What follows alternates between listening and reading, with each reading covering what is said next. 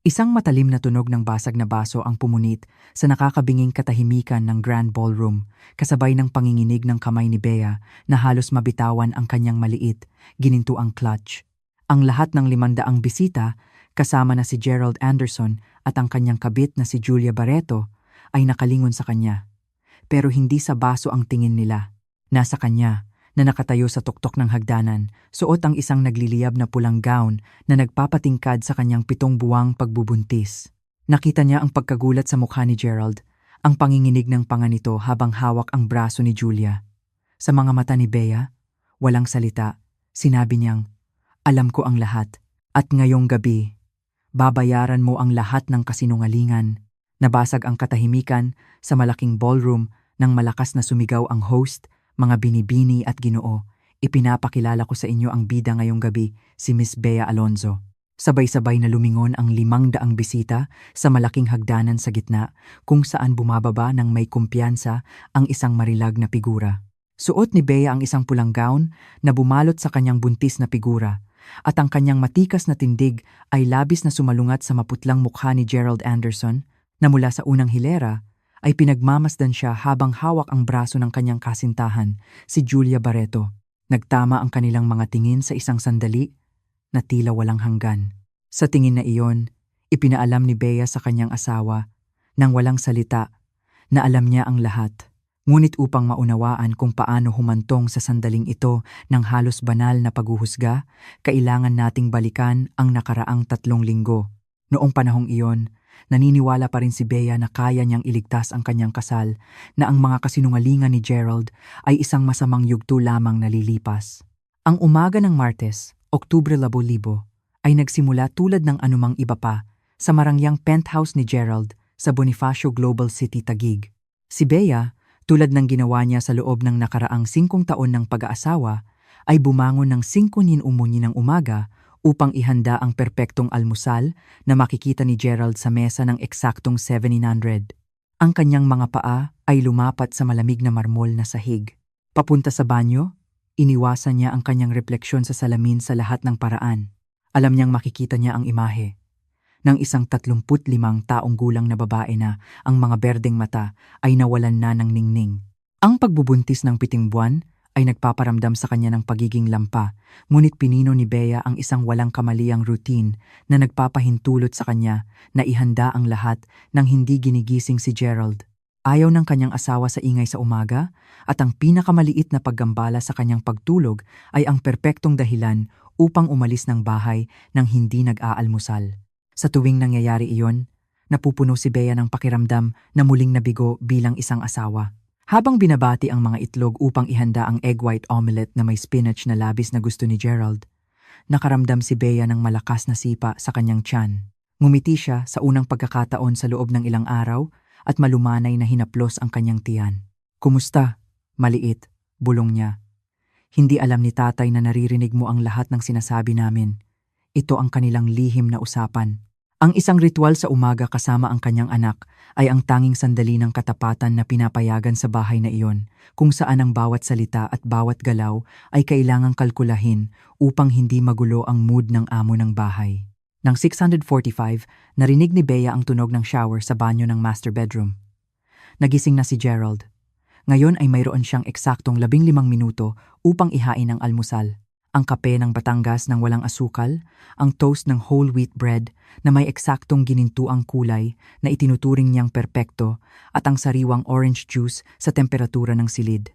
Bumukas ang pinto ng silid tulugan at lumabas si Gerald, na impeccably nakasuot tulad ng dati.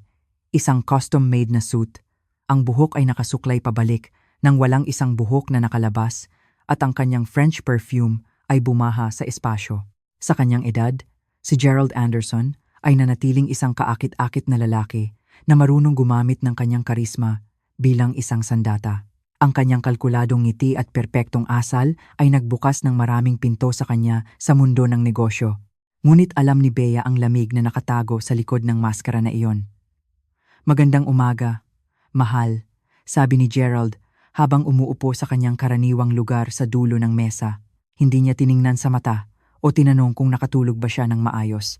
Hindi niya napansin na si Bea ay gising hanggang 2 ng umaga dahil sa kakulangan sa ginhawa ng sanggol. Ang lahat ng kanyang atensyon ay nakatuon sa cellphone na nakapatong sa tabi ng kanyang plato.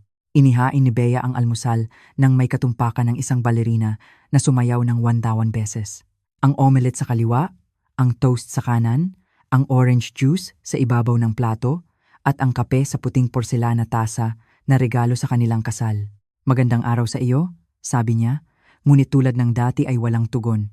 Kumakain si Gerald ng mekanikal habang nagtatype sa kanyang cellphone.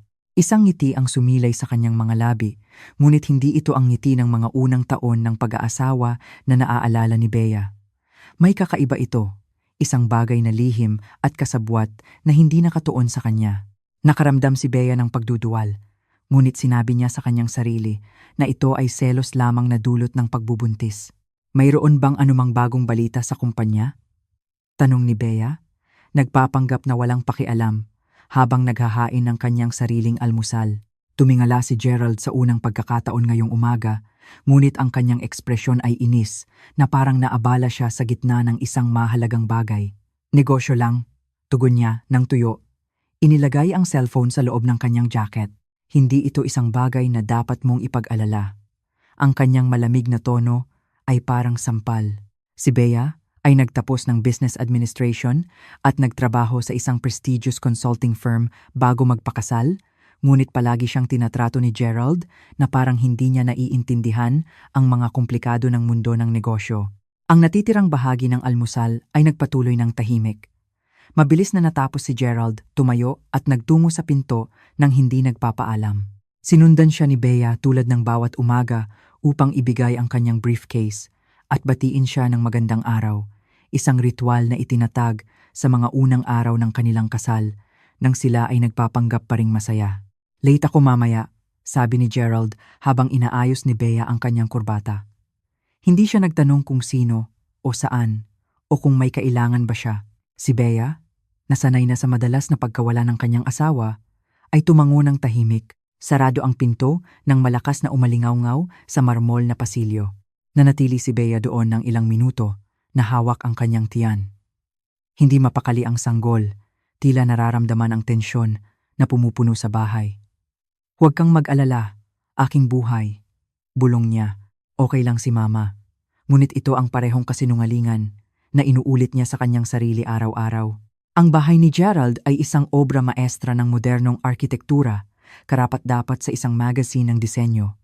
3 palapag, 6 na silid tulugan, 8 banyo, isang kusina na parang sa programa sa telebisyon, at isang hardin na nangangailangan ng 3 hardinero para sa perpektong pagpapanatili.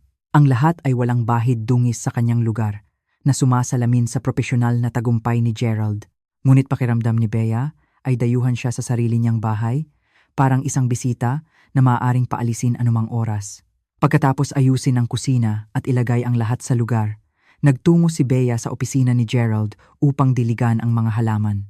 Ito ay isang gawain na kusa niyang ginawa dahil mahilig siyang mag-alaga ng mga bagay na lumalaki at namumulaklak. Ang opisina ay ang pribadong santuwaryo ni Gerald. Doon siya gumugugol ng mga oras kapag late siyang umuwi, na sinasabing mayroon siyang mahahalagang proyekto. Habang pinupuno ang pandilig, napansin ni Bea na kumikislap ang ilaw ng landline phone sa desk na nagpapahiwatig ng bagong mensahe. Kadalasan ay hindi siya maglakas loob na suriin ang mga mensahe ni Gerald, ngunit may isang bagay sa ngiti na nakita niya ngayong umaga na nagpapabalisa sa kanya. Nang nanginginig ang kamay, pinindot niya ang play button. "Kumusta, mahal?" Ang boses ng babae at sensual na lumabas sa speaker ay nagpatindig sa balahibo ni Bea. "Sana'y nakatulog ka ng maayos. Hindi ko mapigilang isipin ka. Mahal kita, Gerald. Tawagan mo ako kapag may oras ka." Ang mensahe ay naiwan ng 11 ng gabi ng nakaraang araw, sa parehong oras na sinasabing nasa isang pulong ng trabaho si Gerald. 3 beses na pinakinggan ni Bea ang mensahe, na parang upang matiyak na hindi ito isang bangungot. Pamilyar sa kanya ang boses, ngunit hindi niya matukoy kung sino ito. Sino ang babaeng ito na naglakas loob na tumawag sa kanyang bahay upang mag-iwan ng mensahe ng pag-ibig sa kanyang asawa? Kailan pa nagkaroon si Gerald ng kasintahan na tinatawag siyang mahal ng ganoong natural? Nang hina ang kanyang mga binti at kinailangan niyang umupo sa leather sofa sa opisina. Malakas na sinipa siya ng sanggol na parang nararamdaman ang pagdurusa ng kanyang ina. Niyakap ni Bea ang kanyang tiyan at umiyak ng tahimik. Ito ang kumpirmasyon ng kung ano sa kaibuturan ng kanyang puso ay matagal na niyang pinaghihinalaan. Sa loob ng nakaraang 6 na buwan, ang pagdating ng huli ni Gerald ay naging mas madalas. Ang kanyang mga dahilan ay mas detalyado, mga hapunan kasama ang mga dayuhang kliyente, mga pulong na tumatagal hanggang madaling araw, mga huling minutong paglalakbay sa negosyo. Nais ni Bea na maniwala na ito ay kanyang sariling paranoia dahil sa pagbubuntis, ngunit ngayon ay mayroon siyang patunay na hindi siya nabigo ng kanyang intuisyon. Kinagabihan ding iyon, nagpasya si Bea na magsiyasat pa, sinuri niya ang mga credit card statement na dumating at natagpuan ang mga singil sa mamahaling restaurant sa mga petsa na sinabi ni Gerald na nagtatrabaho siya hanggang gabi. Mayroon ding mga pinamili sa mga tindahan ng alahas na hindi regalo para sa kanya at mga booking sa mga luxury hotel sa mga weekend na sinasabi niya na nasa opisina siya. Ang mga ebidensya ay napakalaki. Ngunit kailangan ni Bea na malaman kung sino ang babaeng nagnakaw ng puso ng kanyang asawa. Nagpasya siyang tawagan ng opisina ni Gerald, isang bagay na halos hindi niya ginagawa dahil palagi niyang sinasabi na ayaw niyang maabala habang nagtatrabaho. Acosta Group. Magandang umaga. Ang boses na sumagot ay ang parehong narinig niya sa answering machine. Naramdaman ni Bea na nawawalan siya ng hininga. Paano kita matutulungan? Hinahanap ko si Mr. Gerald Anderson, ang sabi ni Bea nang nanginginig ang boses. Ang direktor ay nasa isang mahalagang pulong sa sandaling ito. Ako si Julia Barreto, ang kanyang image consultant. Gusto mo bang iwanan ko siya ng mensahe? Ang boses ay propesyonal, ngunit napansin ni Bea ang isang bahid ng kasiyahan na parang nasisiyahan si Julia sa kanyang papel bilang tagapagbantay na pinoprotektahan si Gerald mula sa anumang pagkaabala. Ako ang kanyang asawa, sabi ni Bea. Umaasa na ang mga salitang iyon ay magbabago sa tono ng pag-uusap. Nagkaroon ng hindi komportableng katahimikan sa kabilang linya. Si Mrs. Anderson. Ang boses ni Julia ay naging malamig at malayo. Ipapaalam ko sa kanya na tumawag ka. Makikipag-ugnayan siya sa iyo kapag available siya. Nang walang karagdagang paliwanag, ibinaba niya ang telepono.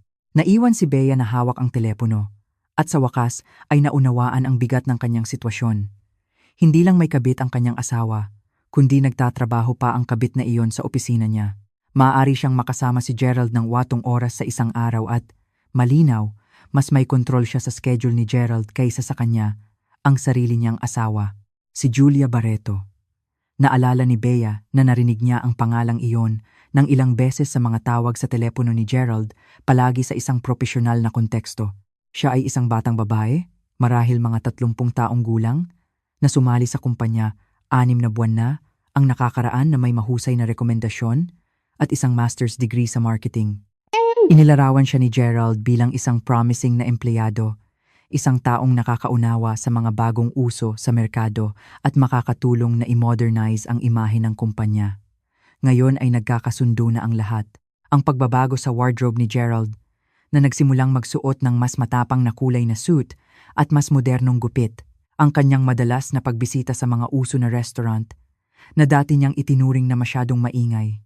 Ang kanyang biglaang pag-enroll sa gym pagkatapos ng ilang taon ng pagtanggi na gumawa ng anumang uri ng pisikal na aktibidad. Sinusubukan ni Gerald na maging ang lalaking gusto ni Julia.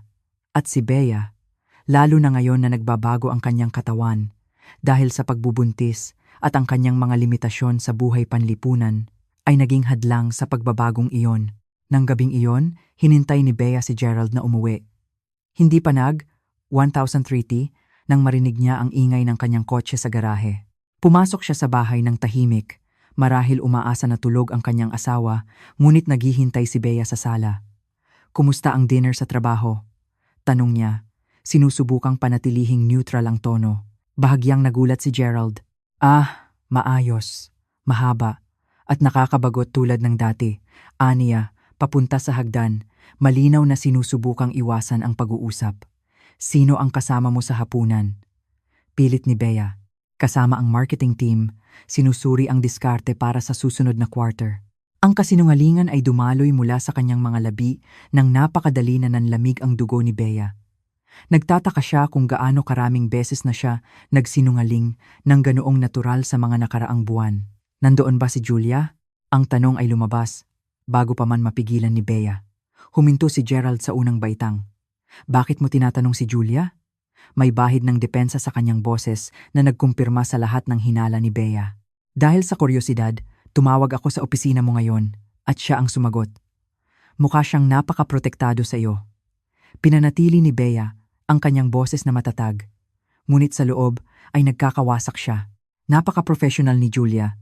Ginagawa lang niya ng maayos ang kanyang trabaho. Umakyat pa ng 2 baitang si Gerald. Hindi ka dapat nagpapahinga. Sabi ng doktor, kailangan mo ng mas maraming tulog. Ang paggamit ng pagbubuntis bilang dahilan upang maiwasan ang mahirap na pag-uusap ay isang tipikal na taktika ni Gerald. Naramdaman ni Bea na nasasakal ang kanyang dibdib sa pinaghalong galit at kalungkutan. Gerald, kailangan nating mag-usap bukas, sabi niya nang hindi lumilingon. Pagod ako. Umakyat siya sa hagdan at dumiretso sa banyo. Sinara ang pinto nang may padlock. Narinig ni Bea ang tubig ng shower at alam niyang nililinis ni Gerald ang pabango ng ibang babae. Naiwan siya sa sala ng ilang oras, nararamdaman ang paggalaw ng sanggol sa kanyang tiyan. Hinaplos niya ang kanyang tiyan habang ang mga luha ay bumababa sa kanyang pisngi. Patawad, aking buhay, bulong niya. Hindi alam ni Mama na ayaw na tayo ni Papa.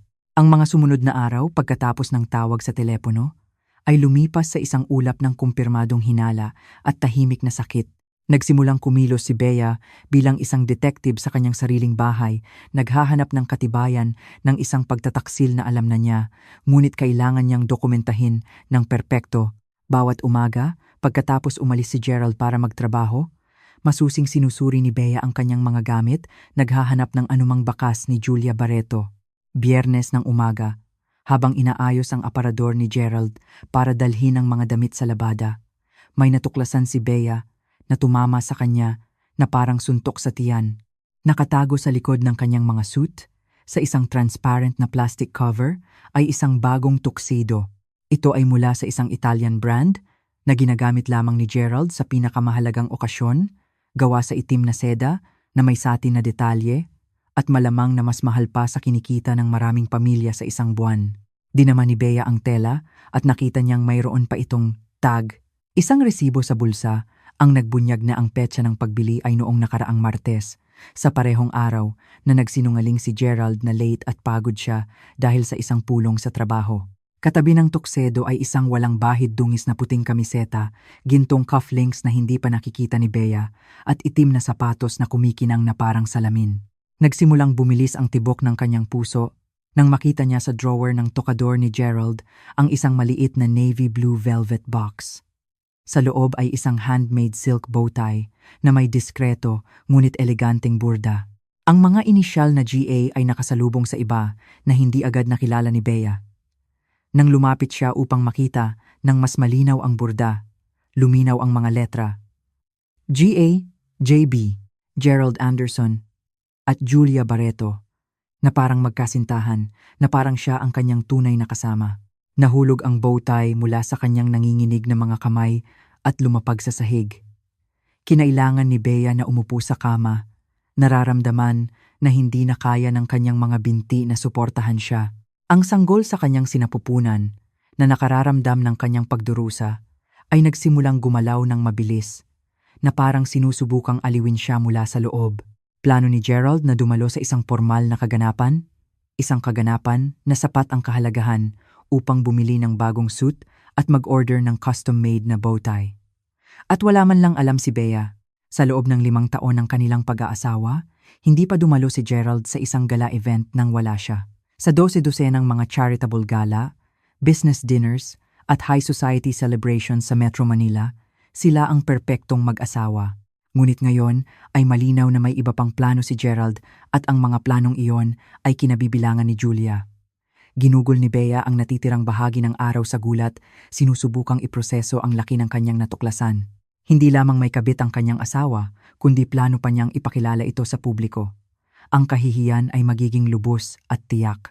Nang gabing iyon, Nang umuwi si Gerald, naghihintay si Bea sa sala na may hawak na bowtie.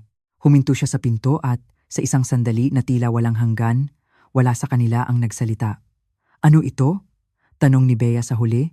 Itinaas ang bowtie upang makita niya nang malinaw ang magkakaugnay na inisyal.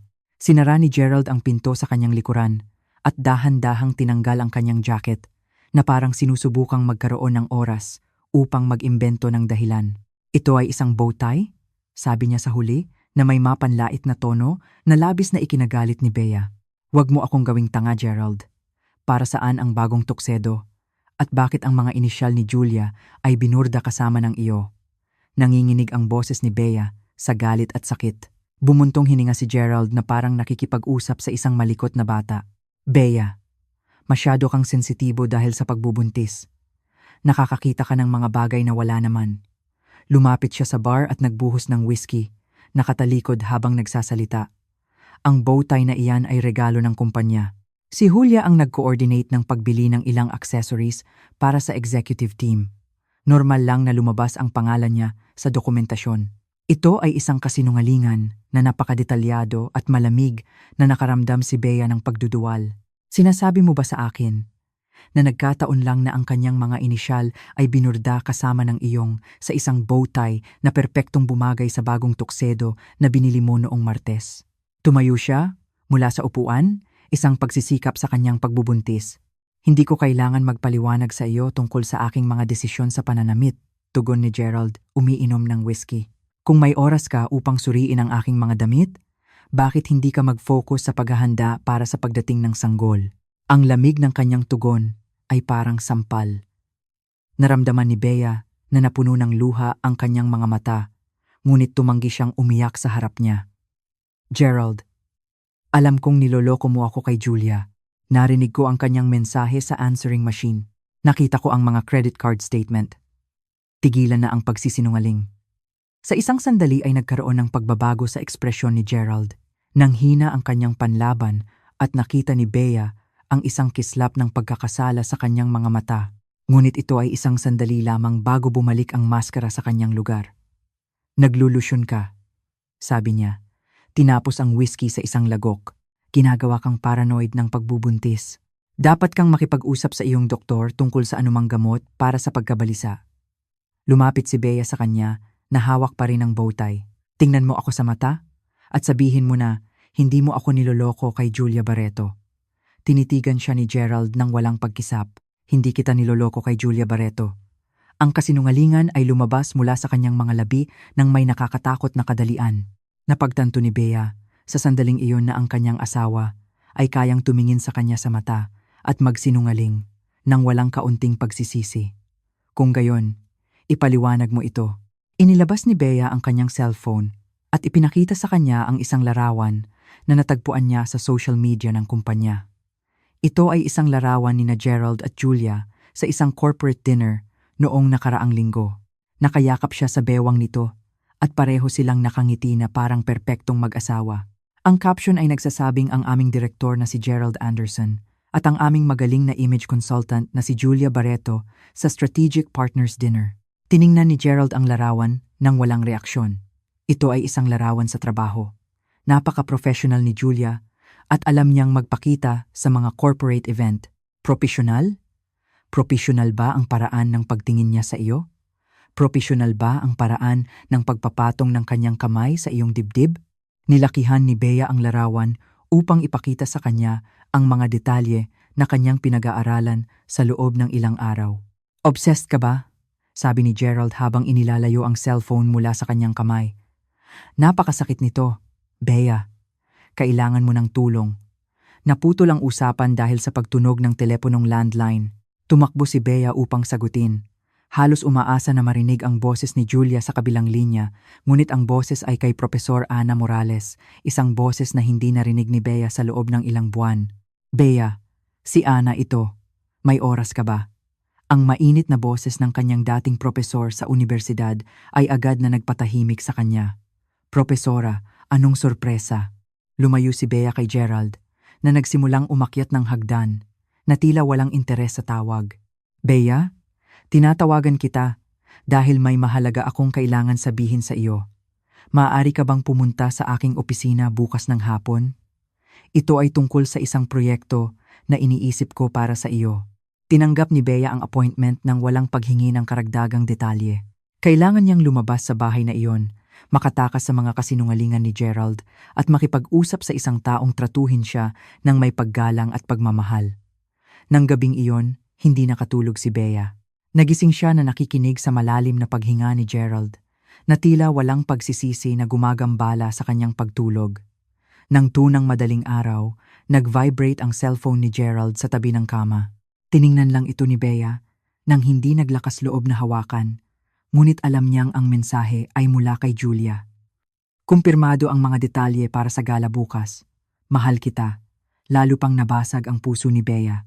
Hindi lang may kabit ang kanyang asawa, kundi sasamahan pa ng kasintahan na iyon sa isang gala na wala siyang kaalam-alam. Tuluyan nang pinalitan siya ni Gerald at ginagawa niya ito nang may kalupitan na hindi niya kailanman naisip. Kinabukasan, nagising si Bea na may determinasyon na hindi niya naramdaman sa loob ng ilang buwan. Maingat siyang pumili ng isang damit na nagpapaganda sa kanyang buntis na figura. Naglagay siya ng makeup sa unang pagkakataon sa loob ng ilang linggo at nagtungo sa opisina ni Professor Ana Morales sa universidad. Ang opisina ni Ana ay tulad ng naaalala ni Bea. Mga pader na puno ng libro, mga larawan ng mga dating estudyante at ang amoy ng sariwang kape na palaging nagpapakalma sa kanya. Si Ana Morales ay isang babae na halos 60 taong gulang na naglaan ng kanyang buhay sa edukasyon at social work at naging mentor ni Bea sa kanyang mga taon sa universidad. Bea, ang ganda mo, sabi ni Ana habang yakap siya ng buong puso. Bumagay sa iyo ang pagbubuntis. Salamat, Propesora. Mahirap na panahon ito, ngunit ang sanggol ay isang biyaya. Umupo si Bea sa upuan sa harap ng desk. Sa unang pagkakataon sa loob ng ilang linggo ay naramdaman niyang nasa ligtas siyang lugar. Bea, gusto kong pag-usapan ang isang napaka-espesyal na bagay. Sabi ni Ana, umupo sa likod ng kanyang desk at tiningnan siya ng seryoso. Tulad ng alam mo, ako ang presidente ng Luz ng Pag-asa Foundation na tumutulong sa mga buntis na nasa panganib. Tumango si Bea. Narinig niya ang tungkol sa foundation, ngunit hindi pa siya direkta na nakikisama. Ilang linggo na ang nakakaraan, isa sa aming mga benepisyaryo ang nagsabi sa akin tungkol sa isang babae na labis na tumulong sa kanyang pagbubuntis. Isang babae na bumibisita sa pampublikong ospital tuwing Miyerkules ng hapon, na nagdadala sa kanila ng mga gamit ng sanggol, na umupo upang makipag-usap sa mga buntis na ina at inaalalayan sila kapag natatakot sila. Huminto si Ana at ngumiti. Ikaw ang babaeng iyon, Bea. Naramdaman ni Bea na namumula siya sa loob ng nakaraang 6 na buwan. Bumisita siya sa pampublikong ospital tuwing Miyerkules ng hapon upang magbigay ng donasyon at magbigay ng emosyonal na suporta sa mga buntis na kababaihan na walang pinagkukunan. Ito ay isang bagay na itinago niya kay Gerald. Alam na isasaalang-alang niya itong pag-aaksaya ng oras. Hindi ko alam na may nakabanggit ng pangalan ko, sabi ni Bea na biglang nahihiya. Hindi lamang binanggit ang iyong pangalan, Bea. 5 iba pang babae ang nagsabi sa amin tungkol sa iyo. Inilarawan nila ang isang eleganteng buntis na nagbibigay sa kanila ng pag-asa at tinatrato sila ng may dignidad. Nag-imbestiga kami ng kaunti at kinumpirma na ikaw nga iyon. Yumuko si Ana. Bea, ang trabaho na ginagawa mo ay eksaktong kumakatawan sa aming foundation at gusto naming imungkahi na sumali ka sa aming team ng opisyal. Nagsimulang umagos ang luha sa pisngi ni Bea. Sa isang panahon na pakiramdam niya ay ganap siyang invisible sa kanyang sariling bahay, mayroong nakakakilala sa kanyang mga pagsisikap at pinahahalagahan ang kanyang kontribusyon. Ngunit mayroon pa, patuloy ni Ana, ang foundation ay nagdiriwang ng taunang gala para sa pangangalap ng pondo. Ito ay isang napakahalagang kaganapan na dinaluhan ng mga negosyante, politiko, at mga kilalang tao. Ngayong taon, gusto naming gumawa ng kakaiba. Gusto naming parangalan ang isang taong tunay na kumakatawan sa aming mga halaga. Nakikinig ng mabuti si Bea. Hindi niya maisip kung saan patungo ang pag-uusap. Bea, gusto naming pangalanan ka bilang aming guest of honor sa taunang gala. Gusto naming makatanggap ka ng pampublikong pagkilala para sa trabaho na ginawa mo sa aming mga benepisyaryo. Nakangiting malawak si Ana. Ang gala ay sa susunod na Sabado ng gabi sa Manila Hotel. Tatanggapin mo ba na maging aming espesyal na bisita? Naramdaman ni Bea na huminto ang mundo. Isang gala. Sa susunod na Sabado, eksaktong sa parehong araw na plano ni Gerald, na dumalo sa isang gala kasama si Julia, ang universo ay nagbigay sa kanya ng perpektong pagkakataon upang muling angkinin ang kanyang dignidad. Propesora, isang karangalan po iyon, sabi ni Bea na nakaramdam ng bagong lakas na lumalaki sa kanyang loob. Perpekto. At Bea, kung kailangan mo ng kasama, may naisip ako. Naaalala mo ba si Dingdong Dantes? Kasama mo siya sa aking klase sa Constitutional Law, ngayon ay hukom na siya at isa sa mga pinakamahalagang tagapagtaguyod ng aming foundation. Nang sabihin ko sa kanya na pararangalan ka namin, agad siyang nag-alok na samahan ka. Naalala ng perpekto ni Bea si Dingdong, isa sa kanyang matatalik na kaibigan sa universidad, isang lalaki na may integridad at matalino na palagi siyang trinato ng may paggalang at paghanga. Nawalan siya ng kontak sa kanya pagkatapos niyang magpakasal kay Gerald, ngunit palagi niyang pinananatili ang magandang alaala sa kanya. Gusto kong samahan ako ni Dingdong, sabi ni Bea. Naramdaman na ang mga piraso ng isang perpektong plano ay nagsisimulang magkasya. Nang gabing iyon, bumalik si Bea sa bahay na may enerhiya na hindi niya naramdaman sa loob ng ilang buwan. Si Gerald ay nasa opisina na nakikipag-usap sa telepono ng pabulong. Narinig ni Bea ang mga bahagi ng pag-uusap. Ang pulang damit na pinili namin ay magiging perpekto para sa okasyon. Lahat ay titingin sa amin. Nang ibaba ni Gerald ang telepono at lumabas ng opisina, nakita niya si Bea sa kusina na naghahanda ng hapunan na nakangiti. Mukha kang masaya, sabi ni Gerald. Nagulat sa kanyang magandang mood. Nagkaroon ako ng napaka-produktibong araw, tugon ni Bea nang walang karagdagang detalye. Sa hapunan nabanggit ni Gerald na parang wala lang. Biyernes may event ako sa trabaho. Isa iyan sa mga nakakabagot na charitable gala na ini-sponsor ng kumpanya. Matatapos iyan ng napakalate at malamang na nakakabagot. Hindi iyan isang bagay na dapat mong i-enjoy sa iyong kalagayan. Tiningnan siya ni Bea nang may kalmadong ngiti.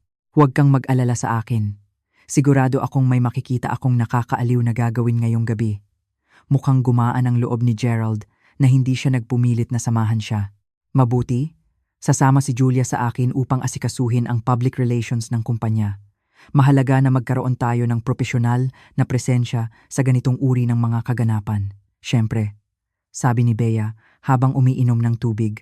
Mukhang napakadedikado ni Julia sa kanyang trabaho. Nang gabing iyon, habang mahimbing na natutulog si Gerald, nag-online si Bea at naghanap ng impormasyon tungkol sa gala ng Luz ng Pag-asa Foundation. Ito ang eksaktong kaganapan na plano ni Gerald na daluhan kasama si Julia. Nakalista ang kanyang kumpanya bilang isa sa mga pangunahing sponsor at alam ni Bea na makakatanggap si Gerald ng sorpresa na hindi niya kailanman malilimutan. Nang 3 ng madaling araw, nag-vibrate ang cellphone ni Bea sa isang mensahe mula sa isang hindi kilalang numero. Bea, si Dingdong Dantes ito. Binigyan ako ng propesor ng iyong numero. Masaya akong maging iyong kasama. Sa Sabado, sa gala, isang karangalan ang makasama ka sa isang espesyal na gabi. Magpahinga ka. Ang mensahe ay sinamahan ng isang larawan. Si Dingdong, sa kanyang 40s, ay mas kaakit-akit pa kaysa sa naaalala ni Bea. Ang mga kulay abo na buhok sa kanyang sentido ay nagbibigay sa kanya ng isang marangal na aura at ang kanyang ngiti ay nagpapahayag ng katapatan. Ngumiti si Bea sa dilim at hinaplos ang kanyang tiyan. Maliit. Bulong niya sa sanggol. Mabawi ni Mama ang kanyang dangal at malalaman ni Papa na ang mga kasinungalingan ay palagi ang may kapalit. Ang mga araw pagkatapos ng pagpupulong kay Propesora Ana Morales ay lumipas para kay Bea sa isang kakaibang dualidad. Sa isang banda, pinananatili niya ang rutinang pangbahay na inaasahan ni Gerald. Perpektong almusal, isang malinis na bahay, isang peking ngiti kapag umuwi siya mula sa trabaho. Sa kabilang banda, isang lihim at makapangyarihang enerhiya ang lumago sa kanyang kalooban, pinapakain ng pag-asam na mabawi ang kanyang dignidad sa gala ng Sabado. Miyerkules ng umaga, nagpasya si Bea na magsagawa ng huling pagbisita sa pampublikong ospital bago ang gala. Gusto niyang makita ang mga babae na, nang hindi nila nalalaman, ay nagbago ng kanyang kapalaran sa pamamagitan ng pagsasalita sa propesor tungkol sa kanyang pagboboluntaryo. Nagsuot siya ng komportableng maternity dress na kulay navy blue at nagmaneho patungo sa munisipal na ospital na naging kanyang emosyonal na kanlungan sa loob ng nakaraang 6 na buwan. Ang pampublikong ospital ay isang gusali na gawa sa pulang ladrilyo na itinayo noong 1970s. Isang malaking kaibahan sa mga marangyang pribadong klinika kung saan natatanggap ni Bea ang kanyang prenatal care. Ang mga pasilyo ay umaalingasaw sa disinfektante at ang mga waiting room ay palaging puno ng mga kababaihan na may pagod na mukha na nagdadala ng mga kwento ng kaligtasan. Ito ang uri ng lugar na ituturing ni Gerald na nakakalungkot. Isang lugar na hindi niya kailanman tatapakan. Ngunit para kay Bea, ang ospital na iyon ay kumakatawan sa isang bagay na nawala sa kanyang kasal. Ang kakayahang maging kapaki-pakinabang upang makagawa ng tunay na pagbabago sa buhay ng ibang tao. Dumating siya noong Miyerkules ng hapon na may mga bag na puno ng donasyon, mga gamit ng sanggol, lampin, bote at hinabing kumot na binili niya sa isang lokal na pamilihan. Ngunit mas mahalaga kaysa sa material na regalo ay ang oras na ginugol niya na nakaupo sa tabi ng mga magiging ina, nakikinig sa kanilang mga takot at nagbabahagi ng kanilang mga pag-asa. Nang umagang iyon, nakatagpo ni Bea si Maine Mendoza sa waiting area ng ginekolohiya. Siya ay isang 20 taong gulang na babae na naghihintay sa kanyang unang anak nang walang suporta ng ama ng sanggol at may limitadong pinansyal na mapagkukunan. Nakilala ni Bea si Maine 3 buwan na ang nakaraan nang umiiyak si Maine dahil wala siyang pera upang bumili ng prenatal vitamins. "Bea! Mahirap na tumayo si Maine." Ang kanyang 8 buwan na tiyan ay nagpaparamdam na bawat galaw ay isang pagsisikap. "Hindi ko inakala na makikita kita ngayon. Akala ko tuwing Miyerkules ka lang dumarating." Niyakap ni Bea ang dalaga ng may pagmamahal. "Dumating ako upang magpaalam. Malapit nang ipanganak ang sanggol. Kaya sa tingin ko ay hindi na ako makakabisita ng madalas. Ito ay kalahating katotohanan." Ang katotohanan ay nararamdaman niya na pagkatapos ng gala, ang kanyang buhay ay magbabago sa isang paraan na hindi pa niya lubos na naiisip. "Bea, binago mo ang buhay ko," sabi ni Maine habang hinahawakan ang kamay ni Bea. "Nang makilala kita, desperado ako. Akala ko hindi ako magiging mabuting ina, na ang aking sanggol ay karapat-dapat ng higit pa sa kaya kong ibigay. Ngunit tinuruan mo ako na ang pinakamahalagang maibibigay ng isang ina ay pagmamahal." Ang mga salita ni Maine ay lubos na nakaantig kay Bea sa mga nagdaang buwan habang unti-unting nawawasak ang kanyang sariling kasal. Ang mga pag-uusap na ito sa matatag at matibay na kababaihan ay nagpaalala sa kanya ng kanyang sariling halaga. "Maine, palagi mong taglay ang lakas na iyan sa loob mo. Tinulungan lang kita na alalahanin iyan." Ginugol ni Bea ang sumunod na oras sa pagbisita sa iba pang kababaihan sa ospital. Nandoon si Ann Curtis, 35 taong gulang, na naghihintay sa kanyang ika-5 anak matapos mawalan ng trabaho ang kanyang asawa. Isang 17 taong gulang na menor de edad na pinalayas ng kanyang mga magulang nang malaman nila ang tungkol sa kanyang pagbubuntis at isang 40 taong gulang na babae na nabuntis pagkatapos ng ilang taon ng pagsubok ngunit nagkaroon ng gestational diabetes at nangangailangan ng emosyonal na suporta upang harapin ang mga medikal na panganib. Bawat isa sa mga kababaihang ito ay may kwento ng pakikibaka, ng kaligtasan at ng walang kondisyong pagmamahal para sa sanggol na kanilang dinadala sa kanilang sinapupunan. Nakita ni Bea ang kanyang sarili sa kanilang mga kwento, hindi dahil sa mga kalagayang pang-ekonomiya, kundi dahil sa universal na karanasan ng pagiging ina at ang pagiging mahina na kasama ng pagdadala ng isang bagong buhay sa mundo. Nang umalis si Bea sa ospital ng umagang iyon, mayroon siyang dala na higit pa sa mga alaala. Dala niya ang katiyakan na natagpuan niya ang kanyang layunin na lampas sa kanyang pagkakakilanlan bilang asawa ni Gerald Anderson. Hindi siya nakita ng mga kababaihang ito bilang asawa ng isang matagumpay na negosyante, kundi bilang Bea, isang babaeng nakakaunawa sa kanilang mga takot at nagdiriwang ng kanilang mga kalakasan. Huwebes ng umaga, nakatanggap si Bea ng hindi inaasahang tawag mula kay Dingdong Dantes. Ang kanyang boses sa kabilang linya ay eksaktong tulad ng naaalala niya. Mainit, matalino, at may tahimik na kumpiyansa na palagi siyang pinahanga sa kanyang mga araw sa unibersidad. Bea, sana ay hindi kita iniistorbo. Ang propesor ay nagbigay sa akin ng iyong numero upang i-coordinate ang mga detalye ng gala. Nagsasalita si Dingdong ng may sapat na pagiging formal, ngunit napansin ni Bea ang isang tunay na pagmamahal sa kanyang tono. Hindi ka nakakaistorbo, Dingdong. Masaya akong makarinig mula sa iyo pagkatapos ng napakaraming taon. Nagsasalita si Bea habang nakaupo sa hardin ng kanyang bahay na nag-enjoy sa sikat ng araw sa umaga. Bea, nang ikinuwento sa akin ng propesor ang ginagawa mo sa ospital, hindi ako nagulat. Palagi kang ang pinakamahabagin na tao sa aming batch? Huminto si Dingdong. Naaalala ko kung paano ka nag-organisa ng mga kampanya para sa pangangalap ng pondo para sa mga estudyanteng nahihirapan sa pinansyal. Kung paano ka palaging naglalaan ng oras upang magbigay ng tutorial sa sinumang nangangailangan. Ngumiti si Bea na naaalala ang mga taong puno ng layunin at tunay na koneksyon. Masyado tayong idealista sa unibersidad, hindi ba? Akala natin kaya nating baguhin ang mundo. Hindi ka kailanman sumuko sa pagsubok. Tugon ni Dingdong. Kaya napakatarong na ikaw ang bida sa gala na ito. Sinabi sa akin ng propesor na ang ilan sa mga babaeng tinulungan mo ay naroroon sa gabing iyon. Gusto kanilang pasalamatan ng personal. Ang ideya na dumalo sa gala ang mga kababaihan mula sa ospital ay nagdulot kay Bea ng isang emosyon na hindi niya naramdaman sa loob ng maraming taon. Hindi lamang niya muling aangkinin ang kanyang dignidad sa harap ni na Gerald at Julia, kundi gagawin niya ito na napapalibutan ng mga taong tunay na nagpapahalaga sa kanya. Dingdong, may sasabihin ako sa iyo. Nagpasya si Bea na maging tapat tungkol sa kanyang sitwasyon. Ang aking kasal ay dumaranas ng napakahirap na panahon. Hindi alam ng aking asawa na nagboboluntaryo ako, lalo na napararangalan ako sa gala. Nagkaroon ng isang maunawaing katahimikan sa kabilang linya bago sumagot si Dingdong. Bea, hindi mo kailangan magpaliwanag sa akin. Nariyan ako bilang iyong kaibigan at ang tanging interes ko ay na maramdaman mong komportable at suportado sa gabing iyon. Alam mo ba kung ano ang pinaka-ironic? Sabi ni Bea na humalakhak na pinagsamang lungkot at kasiyahan. Ang kumpanya ng asawa ko ay isa sa mga pangunahing sponsor ng gala. Nandoon din siya ngayong gabi, pero hindi kasama ko.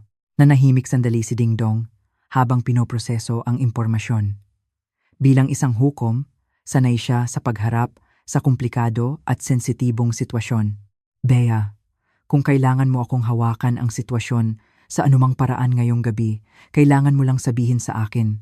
Ang aking prioridad ay na maramdaman mong ligtas at may dignidad, Dingdong, sapat na ang maging sarili mo. Nakaramdam si Bea ng malalim na pasasalamat sa lalaking ito na handang suportahan siya ng walang tanong. Isa pa, sabi ni Dingdong bago tapusin ang tawag. Pinakiusapan ako ng propesor na sabihin sa iyo na magkakaroon ng media coverage ng gala, mga magazine ng chismis, lokal na pahayagan, ilang mga channel sa telebisyon. Ang iyong pagkilala ay magiging publiko, Bea. Sana ay handa ka para dito. Pagkatapos magbaba ng telepono, naiwan si Bea na nakaupo sa hardin na iniisip ang mga implikasyon ng mga salita ni Dingdong. Ang media coverage ay nangangahulugan na ang kanyang sandali ng tagumpay ay madodokumento, ngunit nangangahulugan din na ang kahihiyan ni Gerald ay magiging publiko rin.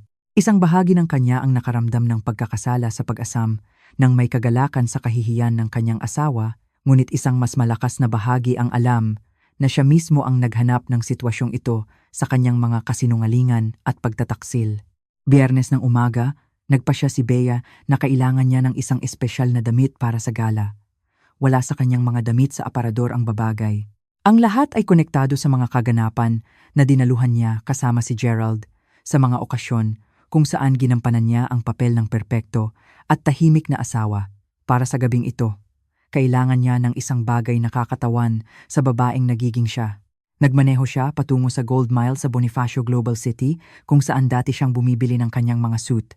Ngunit sa halip na pumasok sa mga konserbatibong tindahan kung saan palagi siyang bumibili, pumasok si Bea sa isang bagong butik na dalubhasa sa fashion para sa mga buntis, elegante at moderno.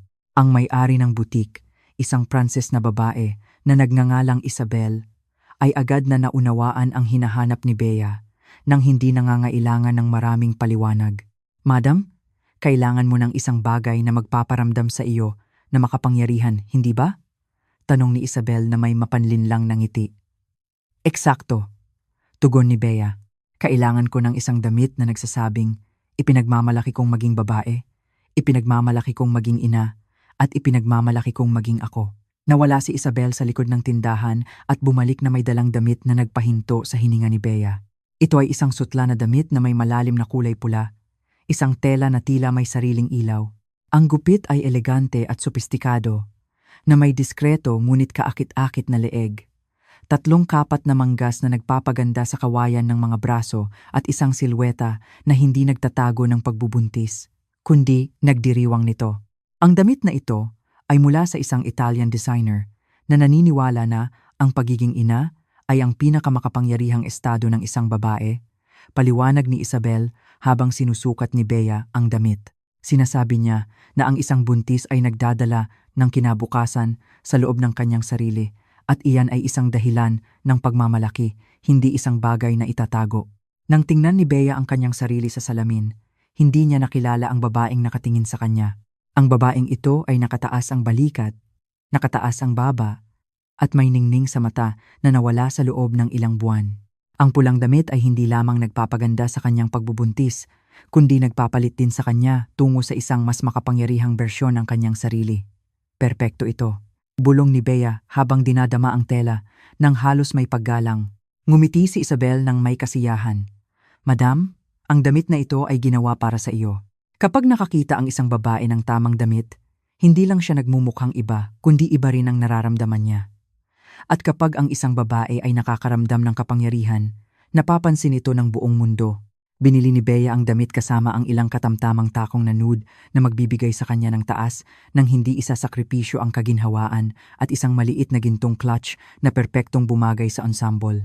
Nagpa siya rin siyang isuot ang mga hikaw na perlas na minana niya mula sa kanyang lola. Isang hiyas na hindi kailanman pinahahalagahan ni Gerald, ngunit para sa kanya ay sumisimbolo sa lakas ng mga kababaihan sa kanyang pamilya. Nang gabing iyon, itinago ni Bea ang kanyang mga pinamili sa aparador ng guest room. Si Gerald ay nasa opisina na nakikipag-usap sa telepono kay Julia, tinatapos ang mga detalye ng kanilang malaking gabi. Narinig ni Bea ang mga bahagi ng pag-uusap, ang koordinasyon ng oras ng pagdating, ang mesa na kanilang na-reserve, ang mahahalagang presentasyon na gustong gawin ni Gerald. Bukas ay magiging perpekto, narinig niya si Gerald na nagsasabi kay Julia. Ito ang ating gabi, mahal. Lahat ng alta sosyedad ng lungsod ay naroroon at sa wakas ay makakasama na tayo sa publiko. Ngumiti si Bea sa dilim ng guest room. May tama si Gerald sa isang bagay. Bukas ay magiging isang perpektong gabi, ngunit hindi sa paraan na iniisip niya. Sumikat ang araw noong Sabado nang may malinaw na kalangitan at maningning na sikat ng araw na tila isang basbas mula sa universo. Nagising si Bea na mas kalmado kaysa sa kanyang naramdaman sa loob ng ilang buwan. Gising na si Gerald sa banyo, naghahanda para sa kanyang pinaniniwalaan na magiging kanyang kahanga-hangang pampublikong debut kasama si Julia. Sa almusal, si Gerald ay hindi karaniwang palakaibuan, na-excite sa gabi na kanyang plinano. Ang gala na ito ay magiging napakahalaga para sa kumpanya, sabi niya habang inihahain ni Bea ang kanyang karaniwang omelette. Maraming bagong contact, mga pagkakataon sa negosyo, media coverage. Napakasipag ni Julia upang matiyak na magkaroon kami ng magandang exposure. Mukhang isang napakaspesyal na gabi, tugon ni Bea, ng buong katapatan. At ganoon nga, maliban na lang sa hindi ayon sa inaasahan ni Gerald. Oo, tiyak na ito ay isang gabi na maaalala ko sa buong buhay ko. Tinapos ni Gerald ang kanyang kape at tumayo. Malamang na gabing-gabi na ako uuwi, kaya huwag mo na akong hintayin. Huwag kang mag-aalala, sabi ni Bea habang inaayos ang mesa. May plano din ako ngayong gabi. Mga plano? Tiningnan siya ni Gerald ng may pagtataka. Anong mga plano? Wala namang espesyal. Manood ng pelikula, mag-relax sa paliguan, mga tahimik na bagay na angkop sa aking kalagayan. Ngumiti si Bea ng inosente. Mukhang nasiyahan si Gerald sa sagot. Mabuti, mahalaga na magpahinga ka. Lumapit siya at hinalikan siya sa noo, isang mekanikal na kilos na pumalit sa tunay na intimidad sa kanilang kasal. Pagkatapos umalis ni Gerald, nagsimula si Bea sa kanyang lihim na paghahanda. Nilibang niya ang sarili sa mahabang paliligo na may aromatic salts, naglagay ng facial mask na nagparamdam sa kanya ng pagkabago at ginugol ang oras sa pag-aayos ng kanyang buhok sa isang eleganteng updo na perpektong bumagay sa kanyang mukha. Nang 4 ng hapon, tinawagan siya ni Dingdong upang kumpirmahin na susunduin siya ng 6:30. "Kinakabahan ka ba, Bea?" Tanong niya sa kanyang malumanay na boses. "Kakaiba? Hindi." Tugon ni Bea, nagulat din sa katapatan ng kanyang sagot. "Nararamdaman kong ang gabing ito ay simula ng isang bago at mas mabuti. Ganyan ang dapat mong maramdaman," sabi ni Dingdong. "Bea, gusto kong sabihin sa iyo na isang karangalan ang samahan ka ngayong gabi, hindi lamang bilang iyong kaibigan, kundi bilang isang taong lubos na humahanga sa babaeng naging ikaw." Nang 6 ng gabi, isinuot ni Bea ang pulang damit at tiningnan ang kanyang sarili sa salamin ng buong katawan sa huling pagkakataon. Ang babae sa salamin ay malakas at marangal, isang babae na nagdusa, ngunit pinili na baguhin ang pagdurusa na iyon sa pagmamahal para sa iba. Isang babae na niloko, ngunit natagpuan ang lakas upang muling buuin ang kanyang sariling pagkakakilanlan. Eksaktong ain, tumunog ang doorbell. Kinuha ni Bea ang kanyang gintong clutch. Isinuot ang mga hikaw na perlas ng kanyang lola at naglakad patungo sa pangunahing pinto ng bahay na naging kanyang emosyonal na bilangguan sa nakaraang mga taon. Naghihintay si Dingdong sa tabi ng isang eleganteng itim na kotse, nakasuot ng isang walang bahid dungis na tuksedo. Ang kanyang figura ay nagpapakita ng pagiging matatag at pagiging maaasahan. Nang makita niya, nagbago ang kanyang ekspresyon sa isa ng tunay na paghanga. "Bea," sabi niya, habang inaalok ang kanyang kamay upang tulungan siya sa pagbaba ng hagdan ng entrada. "Napakaganda mo. Salamat, Dingdong. Nararamdaman kong malaya," tugon ni Bea habang hawak ang kanyang braso.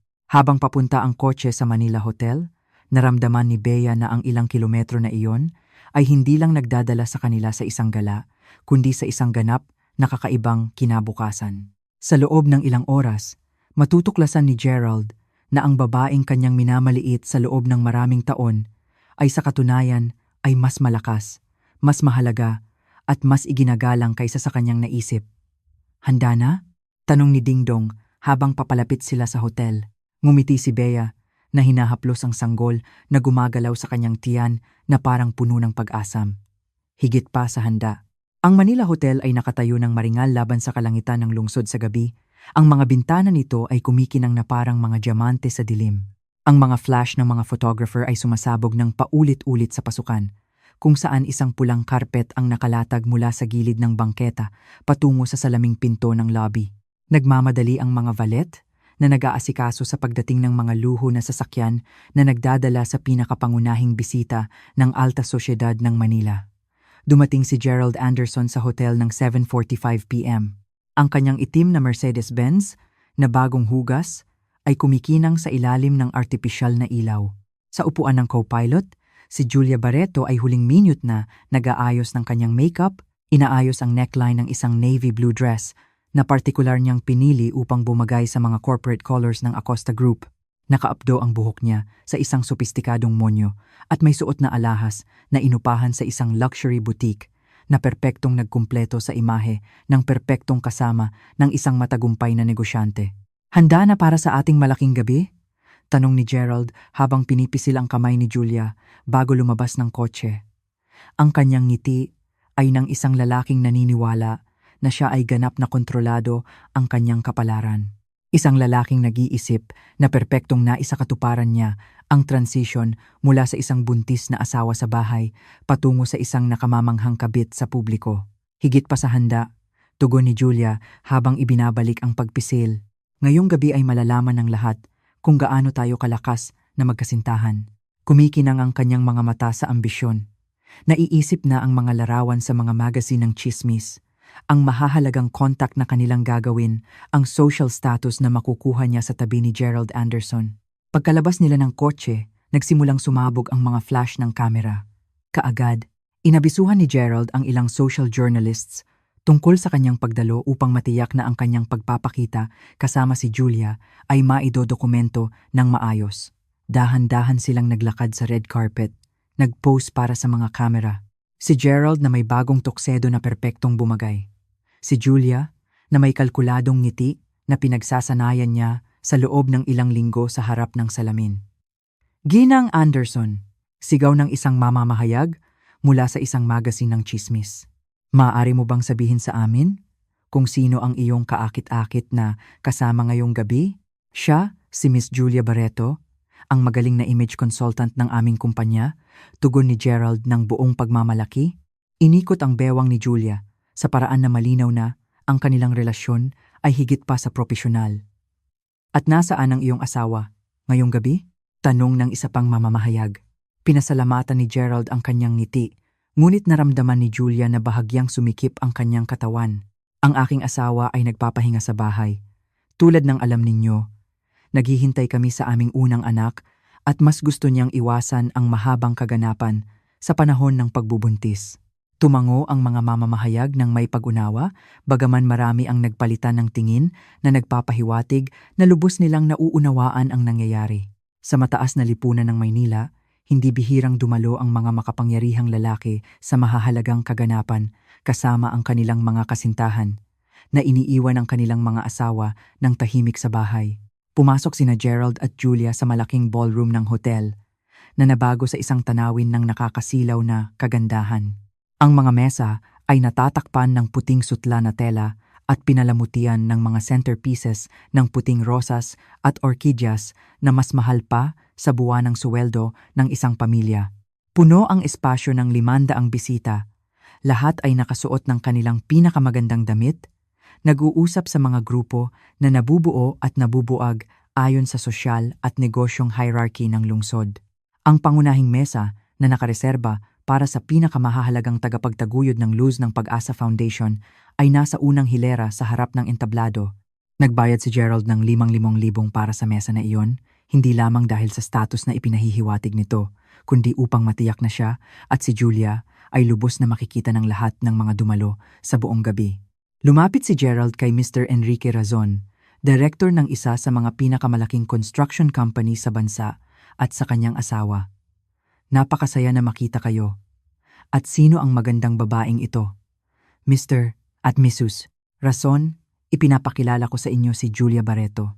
Ipinakilala ni Gerald ng may kumpiyansa na hindi nakakakita ng anumang mali sa pagpapakilala sa kanyang kasintahan sa kanyang mga kilala sa lipunan. Salamat kay Julia. Lubos na moderno ng Acosta Group ang corporate image nito ngayong taon. Tiningnan ng asawa ni Mr. Razon si Julia nang may ngiti na hindi umabot sa kanyang mga mata. Ang ngiting iyon na inilaan ng mga veterana ng alta sosyedad para sa mga batang kasintahan na hindi pa lubos na nauunawaan ang mga patakaran ng laro. Ikinagagalak kong makilala ka. Dumating din ba ang asawa mo ngayong gabi? Oh, single ako. Tugon ni Julia na may ngiti na sinusubukang maging inosente, ngunit nagbubunyag lamang ng kanyang kawalan ng karanasan sa ganitong uri ng sitwasyong panlipunan. Nagpalitan ng tingin ang mga Razon na binigyang kahulugan ni Gerald bilang paghanga sa kanyang bagong pananakop, ngunit sa katunayan ay pinaghalong awa at pagkadismaya. Kilala nila si Bea sa loob ng maraming taon. Nasaksihan nila ang kanyang kagandahan at klase sa 12-dosenang mga kaganapang panlipunan at alam nilang ang kanilang nasasaksihan ay isang pampublikong kahihiyan para sa isang babaeng hindi karapat-dapat dito. Nang 8:30 p.m., umakyat sa entablado ang Master of Ceremonies, isang aktor sa telebisyon na kinontrata partikular para sa kaganapan upang ipahayag ang simula ng gala. Siya ay isang lalaking nasa katamtamang edad na may malakas na boses at malaking presensya sa entablado na agad na nakakuha ng atensyon ng lahat ng dumalo. Mga binibini at ginoo, maligayang pagdating sa taunang gala ng Luz ng Pag-asa Foundation. Ang kanyang boses ay umalingaw-ngaw ng malinaw sa pamamagitan ng propesyonal na sound system. Ngayong gabi ay nagtitipon tayo upang ipagdiwang ang kahangahangang trabaho na ginagawa ng foundation para sa mga buntis na kababaihan na nasa mahirap na kalagayan at upang parangalan ang mga naglalaan ng kanilang oras at mapagkukunan sa marangal na adhikain na ito. Sumandal si Gerald sa kanyang upuan, nasisiyahan sa kapaligiran ng kahalagahan at sopistikasyon na nakapalibot sa kanya. Hinawakan ni Julia ang kanyang kamay sa ilalim ng mesa at ngumiti sa mga kamera na nagdodokumento ng bawat sandali ng gabi. Pareho silang labis na abala sa kanilang sariling pagganap, kaya't hindi nila napansin na maraming bisita ang nakamasid sa kanila na may mga ekspresyon na mula sa pagtataka hanggang sa hayag na pagtutol. Bago tayo magsimula sa hapunan, patuloy ng Master of Ceremonies, ikinagagalak nating parangalan ang isang napaka-espesyal na tao, isang babae na, nang hindi naghahanap ng pampublikong pagkilala, ay naglaan ng mga buwan ng kanyang buhay upang tulungan ang mga pinakamahirap na magiging ina sa ating lungsod. Halos hindi pinansin ni Gerald ang talumpati. Mas interesado siya sa pagtukoy ng mahahalagang negosyante at politiko na maaari niyang lapitan sa gabing iyon upang makakuha ng bagong koneksyon sa negosyo. Samantala, si Julia naman ay palihim na sinusuri ang kanyang cellphone, kumukuha ng mga subtil na larawan ng dekorasyon at mga bisita upang ibahagi ito kalaunan sa kanyang social media. Ang babaeng ito ay bumisita sa pampublikong ospital, nagbigay ng mga supply sa mga pamilyang nahihirapan at nag-alok ng emosyonal na suporta sa mga kababaihan na nakaramdam ng pag-abandona ng lipunan. Nagpahinga ng dramatiko ang Master of Ceremonies.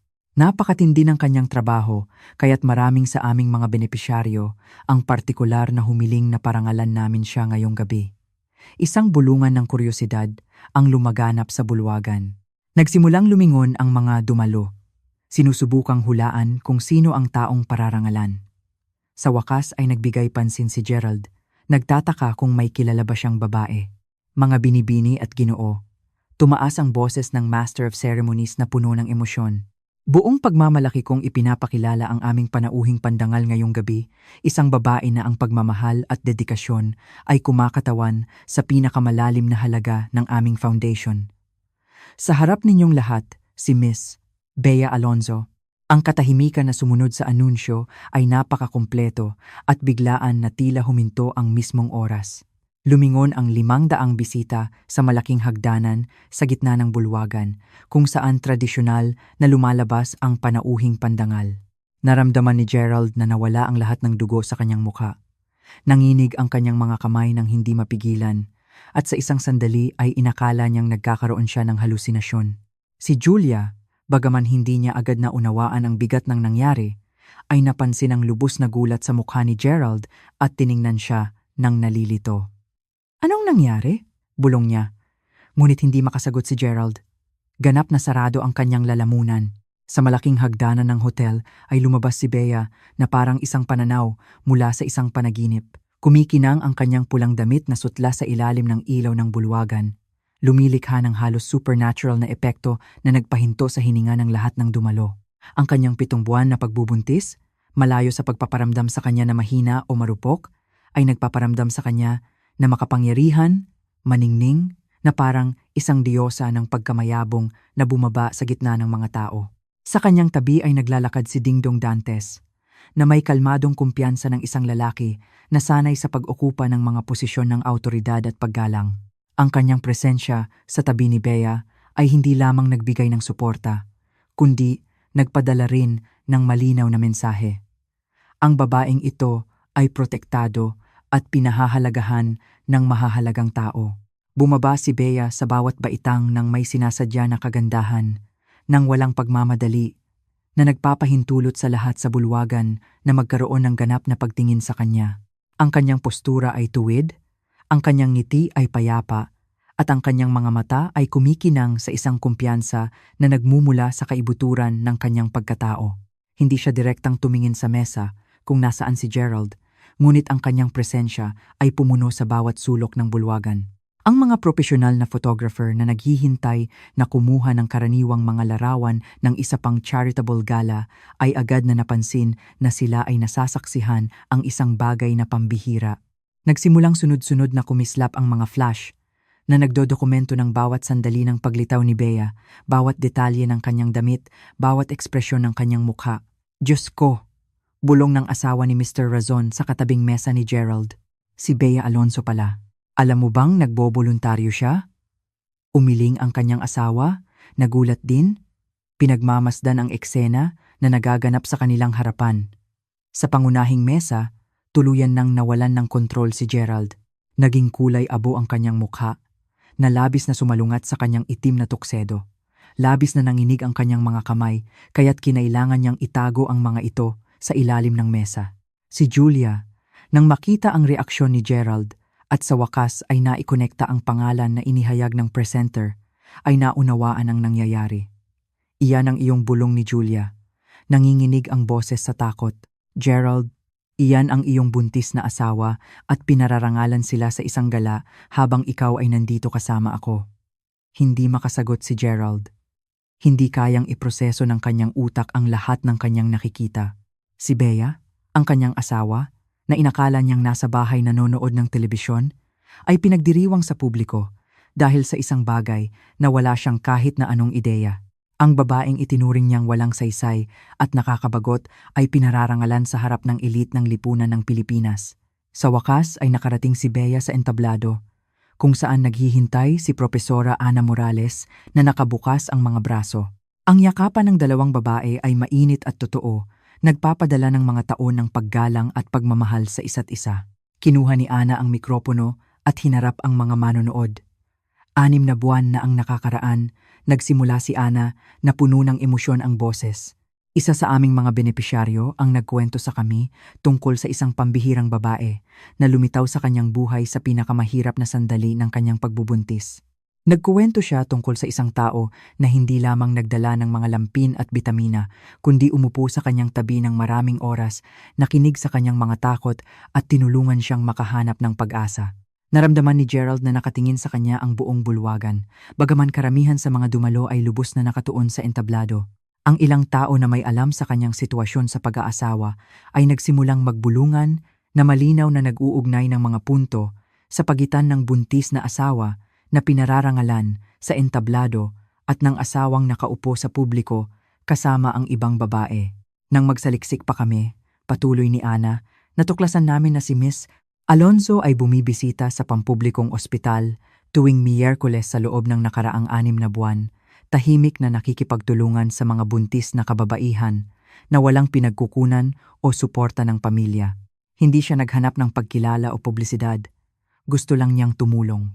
Kinuha ni Bea ang mikropono mula kay Ana at sa unang pagkakataon ngayong gabi, sandali siyang tumingin sa mesa kung nasaan si Gerald. Nagtama ang kanilang mga mata sa isang sandali na tila walang hanggan.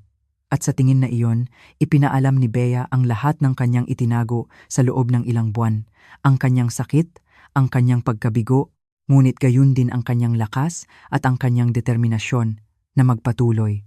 Magandang gabi. Ang malinaw at matatag na boses ni Bea ay umalingaw-ngaw sa buong sound system. Nang hilingin sa akin ni Propesora Morales na dumating ngayong gabi, nag-atubili ako. Hindi ko itinuturing ang aking sarili na isang bayani o isang taong nararapat ng espesyal na pagkilala. Isa lamang akong buntis na nakatagpo sa ibang buntis ng pinagmumulan ng lakas na hindi ko alam na kailangan ko. Ganap na katahimikan ang namayani sa bulwagan. Lahat ng naroroon ay lubos na nabighani sa presensya at mga salita ni Bea. Maging ang mga waiters ay huminto at nanatili sa kanilang lugar upang pakinggan ang talumpati. Sa mga nakaraang buwan, patuloy ni Bea, natutunan ko na ang tunay na yaman ay hindi sinusukat sa mga bank account o ari-arian. Sinusukat ito sa kakayahang makipag-ugnayan sa kapwa-tao upang magbigay ng suporta sa nangangailangan, upang makahanap ng layunin sa paglilingkod sa mga mas mahina kaysa sa atin. Nagsimulang umiyak si Julia ng tahimik, hindi dahil sa emosyon ng talumpati, kundi dahil sa takot na mapagtanto na ang kanyang relasyon kay Gerald ay naging isang pampublikong iskandalo. Hayagang tiningnan sila ng mga bisita sa kalapit na mesa, nagbubulungan ng mga komento na malinaw na hindi kanais-nais. Ang mga babaeng nakilala ko sa pampublikong ospital ay nagturo sa akin tungkol sa tapang. Patuloy ni Bea, lalong lumalakas ang kanyang boses sa bawat salita. Ipinakita nila sa akin na posible na harapin ang mga imposibleng sitwasyon kapag malinaw sa iyo kung sino ka at kung ano ang halaga mo. Ipinaalala nila sa akin na walang babae ang dapat tanggapin ang anumang mas mababa sa paggalang, pagmamahal at dignidad na nararapat sa kanya. Naramdaman ni Gerald ang bawat salita na parang punyal na direktang nakatutok sa kanya. Nagsasalita si Bea tungkol sa dignidad at paggalang habang siya ay nakaupo sa publiko kasama ang kanyang kasintahan. Nagsasalita siya tungkol sa mga halaga, habang siya ay nagsinungaling at nagtaksil sa loob ng ilang buwan. Pinagdiriwang siya para sa kanyang pagkahabag, habang siya ay inilalantad para sa kanyang kalupitan. Gusto kong ialay ang karangalang ito, sabi ni Bea habang idinadaiti ang kanyang kamay sa kanyang buntis na tiyan. Sa aking anak na malapit nang dumating sa mundong ito. Sana ay maging isang ina ako para sa kanya na magtuturo sa kanya na pahalagahan ang katapatan higit sa kaginhawaan, ang integridad higit sa mababaw na tagumpay, at ang tunay na pag-ibig higit sa walang laman na panlabas. Ang sumunod na palakpakan ay napakalakas at mahaba. Sabay-sabay na tumayo ang 500 bisita at binigyan si Bea ng isang standing ovation na may tindi na bihirang makita sa ganitong uri ng mga kaganapang panlipunan. Walang tigil ang mga flash ng kamera sa pagkuha ng larawan, nagdodokumento ng bawat segundo ng kanyang tagumpay. Nanatili si Bea sa entablado ng ilang minuto, tinatanggap ang palakpakan ng may kagandahan at kapakumbabaan. Nang bumaba siya, agad siyang napalibutan ng 12-dosenang mga bisita na gustong bumati at makilala siya ng mas mabuti.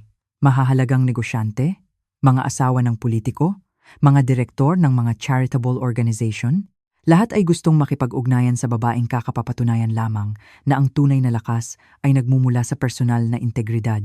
Sinubukan ni Gerald na dumaan sa dami ng tao na nakapalibot kay Bea upang marating siya, ngunit banayad na humarang si Dingdong Dantes, hinarangan ang kanyang daan ng may kalmadong autoridad ng isang hukom ng federal.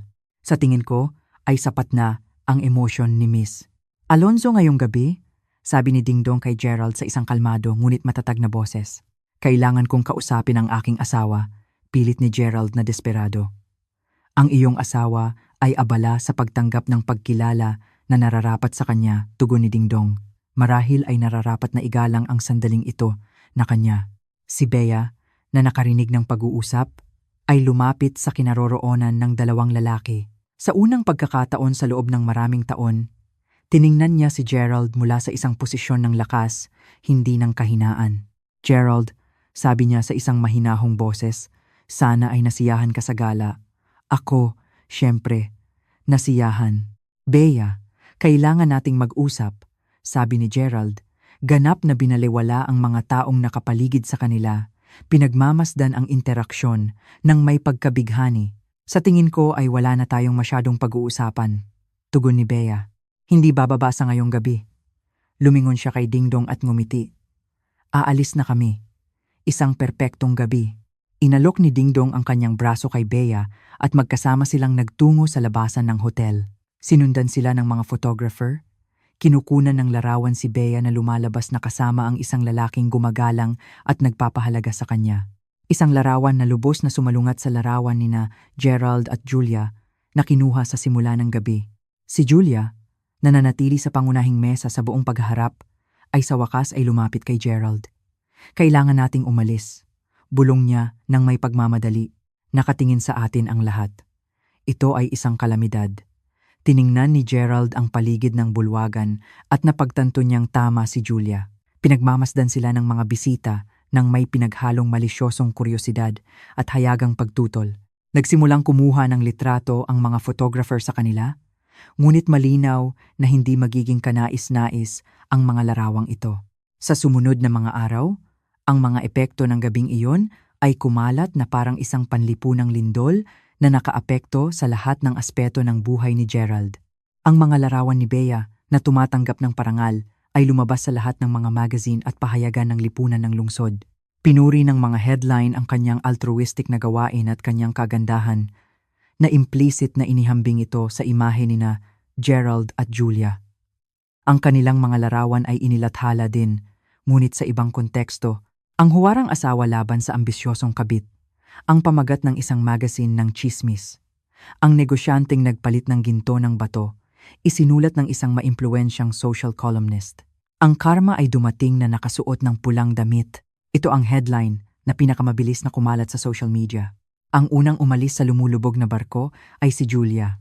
Sumunod na Martes pagkatapos ng gala, nagsumite siya ng kanyang pagbibitiw sa Acosta Group sa pamamagitan ng email na sinasabing nakatanggap siya ng alok na trabaho sa ibang lungsod. Ang katotohanan ay naunawaan niya na ang kanyang koneksyon kay Gerald ay isang social at professional baggage na maaaring sirain ang anumang pagkakataon na mayroon siya sa lungsod. Ang mahahalagang kliyente ni Gerald ay nagsimulang magtanong kung gusto pa ba nilang makipag-ugnayan sa isang lalaking hayagang pinahiya ang kanyang buntis na asawa. Sa unang linggo pagkatapos ng gala, 3 mahahalagang kontrata ang kinansela nang may malabong paliwanag ng pagbabago sa corporate priorities at lubos na naunawaan ni Gerald ang mensahe. Si Bea, sa kabilang banda, ay nagsimulang makatanggap ng mga alok na hindi niya kailanman naisip. Formal na inalok ng Luz ng Pag-asa Foundation sa kanya ang posisyon ng direktor ng komunidad ng mga programa. 2 pribadong ospital ang nakipag-ugnayan sa kanya upang bumuo ng mga programa ng suporta para sa kanilang mga buntis na pasyente. Isang prestisyosong unibersidad ang humiling sa kanya na isaalang-alang ang pagbibigay ng isang lektura tungkol sa pananagutan ng lipunan at pagboboluntaryo. Biyernes ng linggong iyon, nakaupo si Bea sa isang eleganteng, ngunit komportableng opisina sa sentro ng lungsod, pinipirmahan ang kontrata na nagbigay sa kanya ng posisyon bilang bagong direktor ng komunidad ng mga programa ng Luz ng Pag-asa Foundation. Mula sa kanyang desk ay nakikita ang isang parke kung saan naglalakad ang mga batang ina kasama ang kanilang mga anak at ang mga pader ay pinalamutian ng mga larawan ng lahat ng mga babae na tinulungan ng foundation sa loob ng maraming taon. Sigurado ka ba kung gusto mong gawin ito ngayon? Tanong ni Propesora Ana habang tinitingnan ang tiyan ni Bea na tila lalong lumaki sa linggong iyon ng matinding emosyon. Propesora, tugon ni Bea habang hinahaplos ang kanyang tiyan, hindi ako kailanman naging mas sigurado sa anumang bagay sa aking buhay. Isinilang ang aking anak na alam na ang kanyang ina ay isang babae na lumalaban para sa kanyang pinaniniwalaan, hindi isang nagtatago sa likod ng kasinungalingan at pagpapakitang tao. Nang hapong ding iyon, natanggap ni Bea ang mga papeles ng diborsyo na hiniling niya sa pamamagitan ng isang abogado na inirekomenda ni Dingdong. Ang paghihiwalay ay magiging malinis at marangal. Walang pampublikong drama o mahabang laban sa korte. Si Gerald, na nahaharap sa mga ebidensya ng kanyang pagtataksil at sa napakalaking simpatiya ng publiko kay Bea, ay tinanggap ang lahat ng kondisyon ng walang pagtutol. 3 linggo pagkatapos ng gala, 1 linggo ng umaga, nagising si Bea sa apartment na inupahan niya malapit sa kanyang bagong opisina. Ito ay isang espasyo na mas maliit kaysa sa penthouse na tinitirhan niya kasama si Gerald, ngunit ang bawat sulok ay nagpapakita ng kanyang tunay na personalidad. Ang mga pader ay puno ng mga larawan ng mga babaeng tinulungan niya sa ospital at ng mga sulat ng pasasalamat na natanggap niya pagkatapos ng gala. Habang naghahanda siya ng almusal, tumunog ang telepono. Si Dingdong pala, na patuloy na nakikipag-ugnayan sa loob ng nakaraang mga linggo, nag-aalok ng legal at emosyonal na suporta, ngunit hindi kailanman pinilit ang anumang higit pa. Magandang umaga, Bea. Kumusta ka ngayon? Tanong ni Dingdong, na may init na naglalarawan sa lahat ng kanilang interaksyon. Malaya, tugon ni Bea habang hinahaplos ang sanggol na aktibong gumagalaw sa kanyang tiyan. Sa unang pagkakataon sa maraming taon, ganap akong malaya. Gusto mo bang kumain? Alam ko ang isang maliit na restaurant malapit sa parke kung saan maaari tayong umupo sa labas, mungkahi ni Dingdong. Ngumiti si Bea na nakatingin sa labas ng bintana sa kinabukasan na nakalatag sa kanyang harapan na parang isang blankong canvas na naghihintay na pinturahan. Gusto ko, tugon niya, pero this time, ako ang mag-iimbita. Habang naghahanda siyang lumabas, tiningnan ni Bea ang kanyang sarili sa salamin ng kanyang apartment na ngayon ay tunay na kanyang tahanan. Ang babaeng nakatingin sa kanya ay may kumikinang na mata, nakataas ang balikat at isang ngiti na nagmumula sa kaibuturan ng kanyang kaluluha. Siya ang babaeng nawalan ng kasal na nakabatay sa kasinungalingan, ngunit nakakuha ng isang bagay na mas mahalaga, ang paggalang sa sarili at isang kinabukasan na binuo sa matibay na pundasyon ng integridad at layunin. Malakas na sinipa ang sanggol, na parang sabik na makarating sa isang mundo kung saan ang kanyang ina ay magiging isang halimbawa ng lakas at dignidad. Hinaplos ni Bea ang kanyang tiyan at bumulong. Maliit, isisilang ka sa isang tahanan kung saan ang pagmamahal ay totoo, kung saan ang mga pangako ay tinutupad, at kung saan hindi mo kailanman kailangang ikahiya kung sino ka o kung saan ka nanggaling.